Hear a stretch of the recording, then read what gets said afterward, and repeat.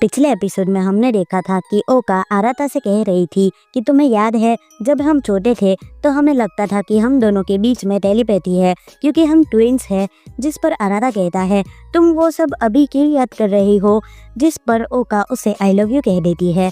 जो सुनने के बाद आराता काफ़ी हैरान हो जाता है। तभी सीन कट होता है और पास्ट का सीन दिखाया जाता है जहाँ स्कूल में आराता शियोन के साथ बात कर रहा था। शियोन बोलता है कि क्या तुम उन लड़कियों को ऑर्डिनरी गर्ल्स की तरह देख रहे हो क्योंकि वो लोग ब्लड रिलेटेड नहीं है। इसका मतलब साफ है कि वो क्लोज फीमेल फ्रेंड्स है। यहाँ तक कोतोनो ने तो अपना लव भी कन्फेस कर दिया है। ये सुनकर आराता मना कर देता है और बोलता है कि ये बात तुम पर भी लागू होती है, जिस पर शियोन बोलता है कि उसके पास पहले से ही एक गर्लफ्रेंड है। अब जब वो अपनी गर्लफ्रेंड को फर्स्ट नाम से बुलाता है, आराता पूछने लगता है क्या तुम दोनों के बीच कुछ हुआ है, जिस पर शियोन बताता है कि उनके बीच हमेशा कुछ ना कुछ चलता रहता है। फिर वो ये भी बताता है कि उसने ओका को उसके और कोतोनो के बीच जो भी हुआ सब बता दिया है। और ये सुनकर आराता काफ़ी शॉक हो जाता है और बोलता है कि उसको मुझ पर ट्रस्ट कभी नहीं होता। फिर वो बताने लग जाता है कि भले ही हमें ये पता है कि हम ब्लड रिलेटेड नहीं हैं, लेकिन फिर भी हम 16 साल से भाई बहन हैं और इस वजह से कुछ भी नहीं बदलेगा। तभी शियोन बोलने लगता है अगर क्लास में सबको ये पता चल जाएगा तो क्या होगा। आराता उसे कहता है कि इसके बारे में किसी को भी पता नहीं चलना चाहिए और शियोन को ये बात पहले से ही पता होती है। दूसरी तरफ आराता सोचने लगता है कि रोमांस कॉमेडी में इस तरह की चीज़ें वो कभी भी एक्सपीरियंस नहीं करना चाहता। तभी सीन वापस से प्रेजेंट में शिफ्ट होता है जहाँ अपना कन्फेशन करने के बाद ओका बोलती है कि उसे बस इतना ही कहना था।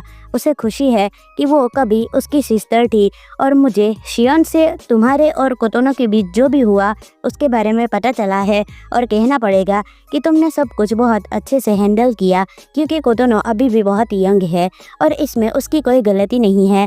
फिर वो कहती है कि उसे वॉशरूम जाना है और वो वहाँ से जल्दी जाती है। आराता सोचने लगता है कि ये लड़की अभी क्या बकवास करके गई। क्या ओका सच में हमारे फ्यूचर रिलेशन को लेकर परेशान है।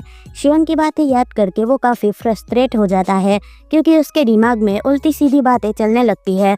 दूसरी तरफ ओका को दिखाया जाता है जो खुद ही परेशान थी कि उसने ये सब कह कैसे दिया। फिर सीन शिफ्ट होता है और अगली सुबह का सीन दिखाया जाता है जहां आराता वर्कआउट कर रहा होता है। तभी वहां मिनामी आती है जिसे देखकर आराता हैरान हो जाता है और एक्साइटेड भी हो जाता है उसके साथ वर्कआउट करने के लिए।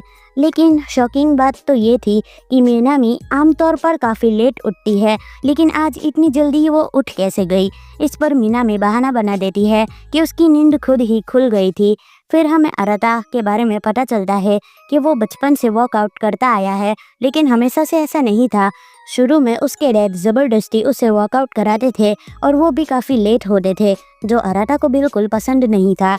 आराता बोलने लगता है कि मिनामी जिस तरह से वर्कआउट करती है वो वन ऑफ द बेस्ट तरीका है। ये सुनकर मिनामी भी काफ़ी हैरान हो जाती है और तभी पिछली रात का सीन दिखाया जाता है जहां मिनामी अपनी बहनों से पूछ रही होती है कि आराता और ओका कहाँ पर है। किसी को कुछ नहीं पता होता। वो उन्हें ढूंढने निकल पड़ती है और जैसे ही वो बाहर आती है उसे दिखता है कि ओका अपना लव कन्फेस कर रही है, जो उसे चौंका देता है, लेकिन वो उन्हें डिस्टर्ब नहीं करती। प्रेजेंट टाइम में मिनामी का दिमाग घूमा जा रहा था कि उसे वो पूछना चाहिए या नहीं, क्योंकि हो सकता है उसने कुछ गलत सुन लिया हो, लेकिन उसकी क्यूरियोसिटी उसे अंदर ही अंदर खाए जा रही थी। तभी आराता पूछता है क्या तुम एक्सरसाइज नहीं करने वाली। ये सुनकर मिनामी काफ़ी ऑकवर्ड हो जाती है और सीधा जाकर डंबल्स उठाने लगती है, वो भी काफ़ी गलत तरीके से। इस पर हिम्मत जुटाकर वो पूछ ही लेती है क्या तुम्हारे और ओका के बीच कुछ हुआ है। आराता उसका सवाल ठीक से समझ नहीं पाता। ये सुनकर मिनामी तुरंत बोल देती है कुछ नहीं, चिंता मत करो। लेकिन अब आराता भी क्यूरियस हो जाता है कि वो किस बारे में बात करना चाहती थी। मिनामी उसे चिंता ना करने को कहती है और वहाँ से निकल जाती है, ये बोलकर कि वो शाम को एक्सरसाइज करेगी। जैसे ही वो बाहर निकलती है वो खुद से काफ़ी फ्रस्ट्रेट हो जाती है क्योंकि उसे खुद नहीं समझ में आ रहा था कि उसे क्या करना चाहिए। देखने में तो सब कुछ ठीक लग रहा था, लेकिन उसका मन अभी भी उलझा हुआ था। फिर थोड़ी देर बाद का सीन दिखाया जाता है जहां आराता अभी भी मिनामी के सवाल के बारे में सोच रहा था क्योंकि उसे समझ नहीं आ रहा था कि उसने ऐसा क्यों ही पूछा। और क्या सब कुछ ठीक है? तभी जब वो नहाने के लिए अंदर जाने वाला होता है, उसे दिखता है कि वहाँ सेहा थी और उसे देखते ही वो थोड़ा शर्मा जाता है और उसे बोलता है कि डोर लॉक कर दो। सेहा बोलने लगती है कि मैं ज़्यादा मांगा और एनिमे तो नहीं देखती, लेकिन मुझे इतना पता है कि प्रोटैगनिस्ट अक्सर ऐसी टाइप की हरकतें करते रहता है, खासकर रोमांस कॉमेडी में। जिस पर आराता बोलता है, इन सब चीज़ों के बारे में छोड़ो और मेरी बात पर फोकस करो। सेहा कहती है कि इतने टाइम से हम साथ में रह रहे हैं और इसके बावजूद भी तुम डिस्टर्ब हो रहे हो, जबकि तुमने मुझे पहले भी कई बार देख रखा है। आराता सोचता है कि उसकी बहन सच में कुछ अलग ही लेवल की है और तभी उसके दिमाग में आता है कि सेहा उस इंसिडेंट के बाद भी बिल्कुल भी नहीं बदली है। देखने से तो ऐसा लगता है कि उसे ब्लड रिलेशन से कोई फ़र्क नहीं पड़ता। तभी उसकी नज़र एक रिंग पर जाती है जो उसकी मॉम की थी। वो सेहा से इसके बारे में पूछता है। सेहा बताती है कि ये उनकी मॉम का मोमेंटो है। इसके कुछ देर बाद का सीन दिखाया जाता है जहाँ आराधा अपने रूम में होता है। तभी वहाँ बानरी आती है। बानरी बताने लगती है कि वो अपने छोटे भाई के कमरे में लगभग 2 साल बाद आई है। साथ ही वो आराधा की तारीफ भी करती है क्योंकि उसका कमरा काफ़ी साफ सुथरा होता है। आराधा को समझ में नहीं आता कि बानरी उसके कमरे में क्यों ही आई है। तभी बानरी आराता के लैपटॉप पर सुपर क्यूट प्रीटी गर्लफ्रेंड के बारे में कुछ पढ़ने लगती है। ये देखकर आराता तुरंत लैपटॉप छीन लेता है और पूछता है, तुम मैसेज कैसे पढ़ पा रही हो जबकि तुम्हें पासवर्ड भी नहीं पता? लेकिन बानरी बस एक नोटिफिकेशन पढ़ रही थी, जिसे देखकर आराता थोड़ा शर्माने लग जाता है। फिर बानरी अपने आने का असली कारण बताती है और आराता से कहती है कि वो उसके साथ एक डेट पर चले। इसके बाद हमें दिखाया जाता है कि वो दोनों एक मोबाइल शॉप में आए होते हैं क्योंकि आराता काफ़ी समय से नया फ़ोन लेना चाहता था, लेकिन उसे कभी सही मौका नहीं मिला था। तभी बानरी फिर से आराता से चिपकने लगती है, जिससे आराता काफ़ी ज़्यादा शर्माने लग जाता है। साथ ही बानरी ये भी बोलने लगती है कि डिनर के बाद उन्हें एक होटल में रुकना चाहिए।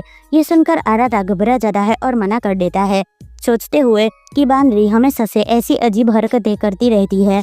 फिर वो शॉप के अंदर चले जाते हैं जहां बानरी आराता को 2 फ़ोन रिकमेंड करती है। आराता बिना सोचे समझे उनमें से एक फ़ोन चूज कर लेता है।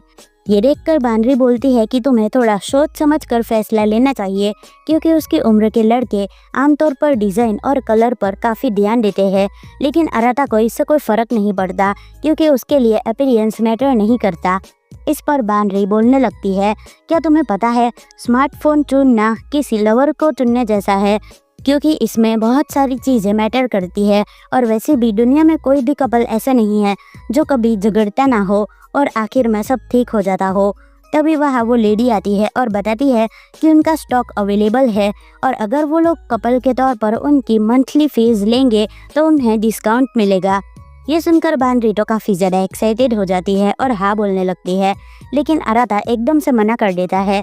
शॉपिंग ख़त्म करने के बाद वो लोग घूमने निकल जाते हैं और आराता सोचता है कि ये लड़की हर समय उसे परेशान करती रहती है। फिर वो लोग आइसक्रीम खाने बैठ जाते हैं और अपने बचपन के दिनों को याद करते हैं। एक खास घटना याद आती है जब आइसक्रीम को लेकर उनके बीच झगड़ा हुआ था। मिनामी ने कोतोनो के हिस्से की आइसक्रीम खा ली थी, लेकिन कोतोनो ने इसके बारे में किसी को भी नहीं बताया था। फिर ओका मिनामी से लड़ने भी लग गई थी।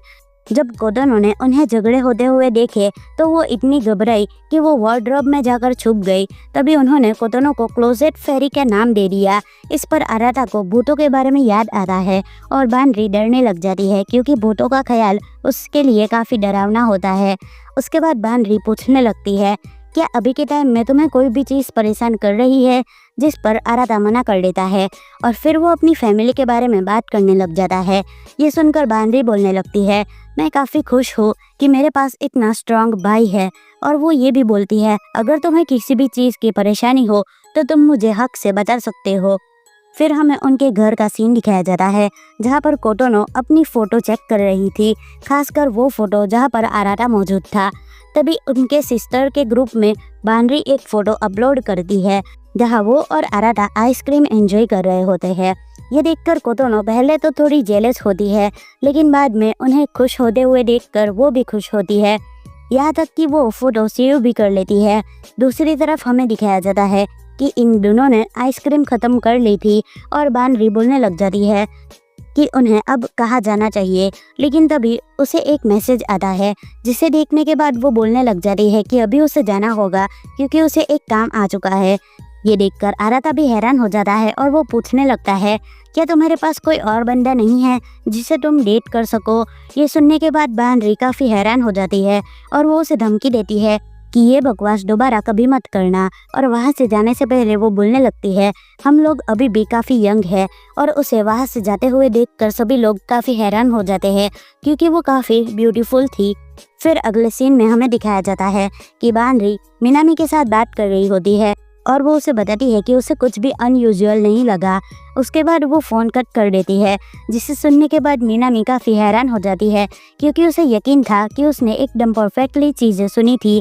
लेकिन उसे ये समझ नहीं आ रहा था कि आखिर सब कुछ नॉर्मल कैसे चल रहा है, क्योंकि भाई बहनों के बीच में एक लव कन्फेशन काफ़ी बड़ी बात है। इसके बाद वो बानरी को चैट भेजती है कि शायद मैंने कुछ गलत सुन लिया होगा और आराता और ओका के बीच में शायद कुछ भी नहीं हुआ होगा। लेकिन मैसेज देखने के बाद उसे ये एहसास होता है कि उसने गलती से ग्रुप में मैसेज भेज दिया है और वो एकदम से मैसेज को डिलीट कर देती है और वो उम्मीद करने लग जाती है कि काश किसी ने भी ये मैसेज ना देखा हो। लेकिन तभी अचानक से बाथरूम में ओका आ जाती है, जो उसे जल्दी से बाहर जाने के लिए बोल देती है। ओका को देखकर मिनामी काफ़ी घबरा जाती है और ओका को कुछ भी समझ नहीं आता। इसका सीधा मतलब वो था कि ओका ने ये मैसेज नहीं देखा था, लेकिन वो मैसेज किसी और ने नहीं बल्कि कोतोनो ने देख लिया था और वो काफ़ी हैरान थी। और इसी के साथ ये एपिसोड यहीं पर ख़त्म होता है। आपको ये एपिसोड कैसा लगा मुझे कमेंट में ज़रूर बताना। मिलते हैं नेक्स्ट वीडियो में। बाय।